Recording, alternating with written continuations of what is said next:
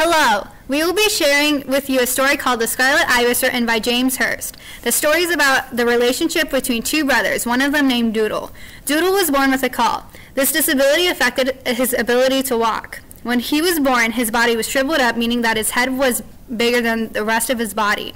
The doctors told his family that he will not live. Luckily, Doodle has been pulling through and is living longer than expected.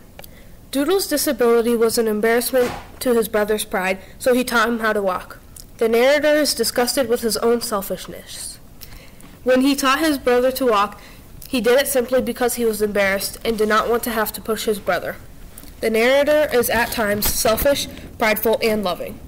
Doodle, Mama, Daddy, and the narrator were all in the dining room when he heard a croaking noise, which was the scarlet ibis. The bird was rare and out of place. As they watched the bird, it began to flutter and fall to its death. The ibis represents Doodle because they are both out of place and don't really belong. They are both different in their own species. They are both exotic and unique. Doodle can relate to this because he was born with a caul and has something different about him. Their deaths are also both connected to the storm. If there wasn't a storm, the ibis would most likely not be there, and Doodle and his brother would not have been running to beat the storm. As school approaches for Doodle, his brother tries to teach him how to run and swim. This was very hard for Doodle, and it pushed him to and sometimes past the limit. As these practices went on, Doodle became sick. He was feverish and ill and could not sleep because of nightmares. This illness was aggravated every time he pushed himself. One day, Doodle and his brother were returning from Horsehead Landing when it began to storm. They began racing home, and gradually the narrator began to pick up his pace. Doodle, struggling to keep up with his brother, wore himself out. When Doodle stumbled, he called for his brother for help to assist him. Instead, the narrator left him behind. Mentally, the narrator was debating whether or not to go back for Doodle in the storm. He returned and found his brother unconscious. In the story, it states, "Doodle," I screamed above the pounding storm and threw my body to the earth above his.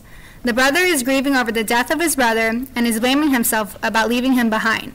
It could have been inevitable that Doodle died since his body may have been giving out. He still would have been too weak to live any longer. His lifespan was wearing thin because of his illness and would have eventually died. In the passage, the narrator relives all the good and bad memories of his brother. One excerpt from the passage is, "As I sit in the cool, green-draped parlor, the grindstone begins to turn, and times with all its changes is ground away, and I remember Doodle." He recalls having Doodle by his side growing up in his driven, motivated personality despite having his disability.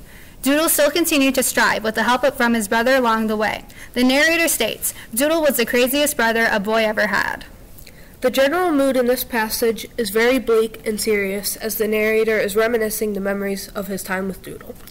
The Scarlet Ibis is a touching story about brotherly love that, as always, will have some bumps along the way. The theme is that you should not take family for granted. Doodle's lifespan being cut short shows you you should cherish the ones you love because you never know how long you have with them. Created using Powtoon.